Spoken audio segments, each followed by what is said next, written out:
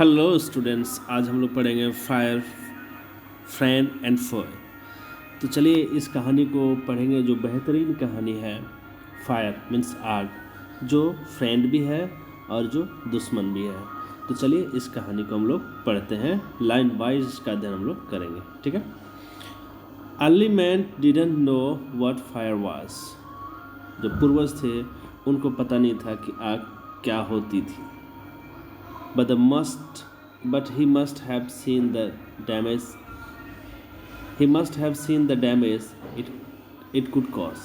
लेकिन उनको पता था, वो देखे थे डैमेज, आग से जो डैमेज होता है उनको उन्होंने देखा था। He must have watched lightning and volcanoes long before he began to use fire himself. उन्होंने वॉल्केनोज को देखा था और लाइटनिंग जो बिजली कड़कती है उनको ज़रूर देखा था। उनके आग के प्रयोग करने के पहले उन्हें इन सब चीज़ों की जानकारी थी। Fire was powerful and dangerous. आग जो होती है वो काफ़ी शक्तिशाली और काफ़ी खतरनाक होती है।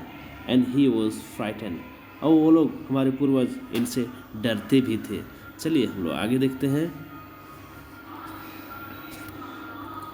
Yes, fire may have puzzled early men, but we now know that fire is the result of a chemical reaction.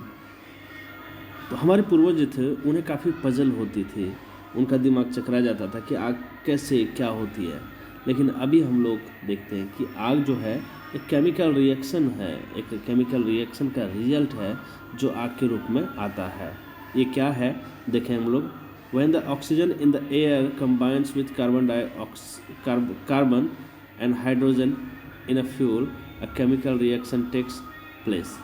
क्या होता है कि जो ऑक्सीजन है वो कार्बन के साथ कंबाइन करते हैं और हाइड्रोजन जो है फ्यूल के रूप में होते हैं, तो एक केमिकल रिएक्शन होता है जो आग होती है, ठीक है। Energy in form of heat and light is present in this process. Energy in the form of heat, जो एनर्जी होती है form of heat and light, heat and light जो होती है मतलब काफ़ी ज़्यादा गर्मी और प्रकाश दोनों चीज़ें इसमें निकलती है। मतलब गर्मी भी निकलती है और प्रकाश रोशनी भी निकलती है। This is what we call fire, इसी को हम लोग आग कहते हैं, ठीक है। चलिए हम लोग नेक्स्ट देखेंगे। यस, लाइन वाइज हम लोग अध्ययन करेंगे बहुत गहराई से।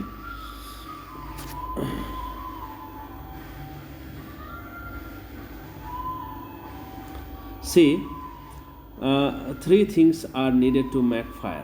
3 चीज़ों की ज़रूरत होती है आग को लगाने के लिए, आग बनाने के लिए। Fuel, oxygen and heat. सबसे पहले फ्यूल चाहिए, ईंधन चाहिए, ऑक्सीजन चाहिए और फिर हीट चाहिए, गर्मी चाहिए। वुड, कोयल, cooking gas and petrol are some examples of fuel. हम लोग फ्यूल जो है, फ्यूल के रूप में जो ईंधन के रूप में क्या यूज़ कर सकते थे?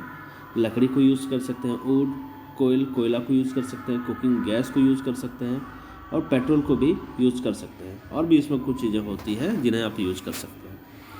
Oxygen comes from the air. Oxygen हमें कहाँ से मिलती है? हवा से मिलती है। That is why when you blow on smouldering paper it often burst into flame. When you blow on smoldering paper, it often burst in flame. The third thing needed to make fire is heat. जो तीसरी ज़रूरत है वो है heat. Heat से क्या होते हैं? आग लग जाता है, ठीक है। Fuel and oxygen do not make fire by themself. सिर्फ ऑक्सीजन और फ्यूल से ही आग नहीं लग जाती है। और else a newspaper or a stick lying in the open would catch fire on its own. यदि ऐसा होता तो जो लकड़ियाँ या पेपर रखी होती है कहीं भी तो वो आग से जल सकती है। लेकिन सिर्फ फ्यूल और ऑक्सीजन से ही आग नहीं लगती, उसमें हीट चाहिए होती है। चलिए हम लोग नेक्स्ट देखेंगे। Yes,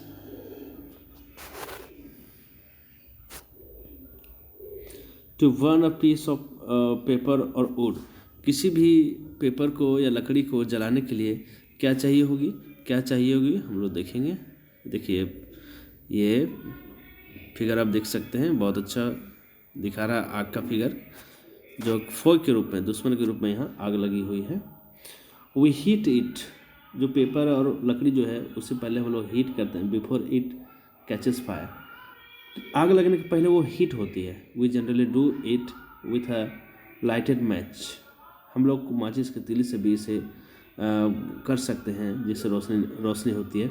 every fuel has a particular temperature at which it begins to burn, हर एक फ्यूल में, हर एक ईंधन में एक पर्टिकुलर टेम्परेचर होता है कि किस टेम्परेचर पे वहाँ जा कर के वो कि मतलब कितना हीट होगा तब वो आग में बदल जाएगी। हर एक फ्यूल में ऐसा होता है, कोयला में अलग होगा, लकड़ी में अलग होगा, पेट्रोलियम गैस में अलग होगा, सॉरी गैस में जो है कुकिंग गैस उसमें अलग होगा, पेट्रोल डीजल में अलग होगा, ठीक है। This temperature is called the flash point और काइंडलिंग टेम्परेचर ऑफ फ्यूल। और उसी पॉइंट को, जिस पॉइंट पे आग लग जाती है किसी ईंधन में, तो उस पॉइंट को हम लोग बोलते हैं फ्लैश पॉइंट, ठीक है। फ्लैश पॉइंट के साथ साथ इसको काइंडलिंग टेम्परेचर भी बोलते हैं। तो चलिए, बहुत बेहतरीन जानकारी यहाँ मिल रही है फायर, फ्रेंड एंड फॉय के चैप्टर से। चलिए आगे बढ़ते हैं हम लोग। It is sometimes say that fire is a good servant but a bad master.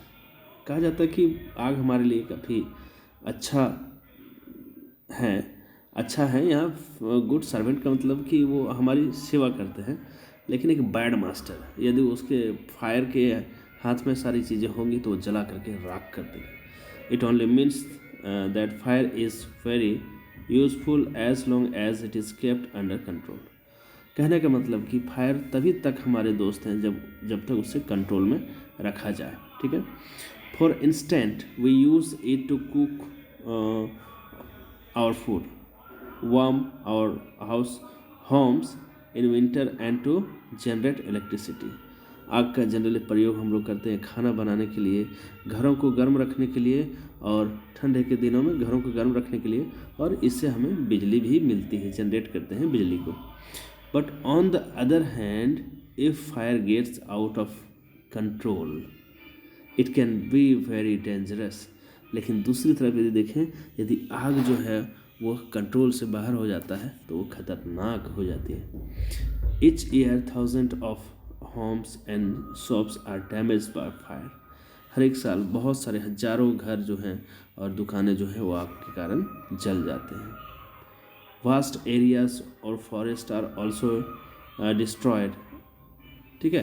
तो एरिया जो है, जो बहुत जंगल हैं, वो भी आग की चपेट में आ जाते हैं और वो खराब हो जाते हैं। And hundreds of people are killed और इंजर्ड, और हज़ारों की संख्या में लोग मारे जाते हैं और इंजर होते हैं, घायल हो जाते हैं। Just as 3 things are needed to start a fire, 3 चीज़ों की ज़रूरत होती है आग को लगाने के लिए। There are 3 main ways in which a fire can be put out, 3 चीज़ों से हम लोग आग को बुझा भी सकते हैं। In each one of the 3 things needed for burning is taken away. One of the 3 things needed for burning is taken away, 3 चीज़ें जो है हमें चाहिए जो बर्निंग को, आग को दूर रखा जा सकता है, ठीक है। Okay, we'll see. For example, we can take away the fuel. If the fire has no fuel to feed on, no burning can take place. पहला जो है वो कि हमें फ्यूल को दूर रखना है, जो ईंधन है उसे दूर रखना है। अब ईंधन जो रहेगा ही नहीं जो, तो आग कहाँ से लगेगी। We often let a fire die out simply by not adding more fuel to it. कहीं आग लगी होती है तो उसमें फ्यूल को नहीं डालना चाहिए, फ्यूल डाला जाएगा तो वो काफ़ी ज़्यादा डेंजरस हो जाएगा, ठीक है। चलिए हम लोग आगे देखते हैं। बहुत अच्छे बच्चों, आप चैनल को देखते रहना, वीडियो को एंड तक देखना, आपको सारी बातें क्लियर हो जाएगी। The second way of putting out of fire is to prevent oxygen from reaching it. जो दूसरी चीज़ है वो है कि आग को बुझाया कैसे जा सकता है, तो ऑक्सीजन को वहाँ तक जाने से रोकना चाहिए, जो फ्यूल है वहाँ तक ऑक्सीजन जाने से रोकना चाहिए। No supply of oxygen means no fire. यदि ऑक्सीजन नहीं जाएगा तो आग लगेगी ही नहीं। Small fire can be put out और smothered with a lamp, blanket और ए सैक। जो छोटी आग होती है उसे ब्लैंकेट वगैरह से भी बुझाया जा सकता है ढक करके। This stops oxygen reaching the burning materials. वो जब ढक दिया जाता है तो वहाँ से ऑक्सीजन अंदर नहीं जा पाता है और आग बुझ जाती है। Sometimes carbon dioxide is use to extinguish fire. और कभी कभी तो कार्बन डाइऑक्साइड को भी लगाया जाता है, उसका यूज किया जाता है आग को बुझाने के लिए। It does not allow oxygen to reach the burning materials. वो क्या करता है कि बर्निंग मटेरियल जहाँ जो आग जिसमें जल रही थी वहाँ तक ऑक्सीजन नहीं पहुँचता है और आग बुझ जाती है। ठीक है, चलिए। Third way of putting out of fire is to remove the heat. जो तीसरा सबसे इम्पॉर्टेंट चीज़ है वो हीट को रिमूव करना, कि कोई भी गर्म चीज़ है उसे हटा देना तो उससे आग नहीं लगती। If the temperature can be brought down below the flash point. Flash point मैंने बताया था कि जिस पॉइंट पे आग लग जाती है, तो टेम्परेचर यदि फ्लैश पॉइंट से कम होगा तब फ्यूल स्टॉप्स बर्निंग, तो वहाँ आग नहीं लगेगी। ठीक है, you blow on a burning matchstick or a candle to put it out. In doing so, you remove the hot air around the flame, bringing down its temperature below the flash point. तो इसे करने के लिए क्या करना चाहिए कि आप कैंडल या मैच स्टिक को भी उसे स्टार्ट करके आसपास रख सकते हैं, जिससे कि टेम्परेचर जो है उसका कम हो जाएगा। And the candle goes out, sorry हाँ ठीक है, उसी में बता दिया गया। Sometimes water is spread on fire. कभी कभी आग पानी से भी आग को बुझाया जा सकता है। It absorbs heat from the burning fuel. और पानी क्या करता है कि पानी जो है उस फ्यूल से गर्मी को वापस निकाल लेता है एंड लोअर्स द टेम्परेचर को लो कर देता है, जिसके कारण से आग जो है वो बुझ जाती है। ठीक है, तो बहुत अच्छे ढंग से यहाँ बताया गया है। ठीक है, the blanket of water also cuts of supply of oxygen and the fire is extinguished. तो ब्लैंकेट जो है उसको जब लगाया जाता है तो वहाँ से ऑक्सीजन पास नहीं होता है, जिस कारण से आग बुझ जाती है। Some fires can not be put out with water. कुछ आग जो होती है जिसे पानी से नहीं बुझाया जा सकता। If water is spread on to an oil fire, the oil will float to the top of the water and continue to burn. जब ऑयल में कभी तेल में आग लगती है तो उसमें पानी को नहीं छिड़कना चाहिए। पानी छिड़कती है तो वो फिर आगे तक वो चली जाती है, यानी आग उसमें कंटिन्यू रहती है। ठीक है, this can be very dangerous because water can flow quickly. ये बहुत खतरनाक होगा क्योंकि पानी जो है बहुत तेज़ी से बहती है। Carrying the burning oil with it and spreading the fire. और वो अपने साथ साथ बहने के साथ साथ अपने साथ आग को भी लेकर के चलती रहेगी। इसलिए पानी जो ऑयल की आग होती है वो काफ़ी खतरनाक होती है। ठीक है, वाह okay see water should not be use on fire cause by electrical appliances. जब बिजली में आग लगी रहती है तो वहाँ पानी का छिड़काव नहीं करना चाहिए। The person spraying water might receive an electric shock and be killed. जो पानी आग छिड़केगा उसे हो सकता है कि इलेक्ट्रिसिटी पकड़ ले या फिर उससे उसकी मृत्यु भी हो सकती है। Carbon dioxide extinguisher is the best thing to fight an electricity fire. तो वैसी स्थिति में कार्बन डाइऑक्साइड का प्रयोग करना उचित होता है। ठीक है, पानी कभी भी नहीं देना चाहिए। चलिए हम लोग नेक्स्ट देखेंगे। We spend millions of rupees each year in fighting fires. हम लोग बहुत सारे खर्च कर देते हैं आग से लड़ाई के क्रम में। And we spend more trying to find new ways of preventing fire from happening and getting out of control. और आग से लड़ने के लिए हम लोग बहुत तरीके खोज रहे हैं कि कैसे उसे कंट्रोल में रखा जाए। On the whole we have learn rather well to control fire and put it to good use in our everyday life. हमें आग का सही इस्तेमाल करना चाहिए और उसे अपने दैनिक जीवन में सही ढंग से यूज करना चाहिए, उससे हमें बचना चाहिए।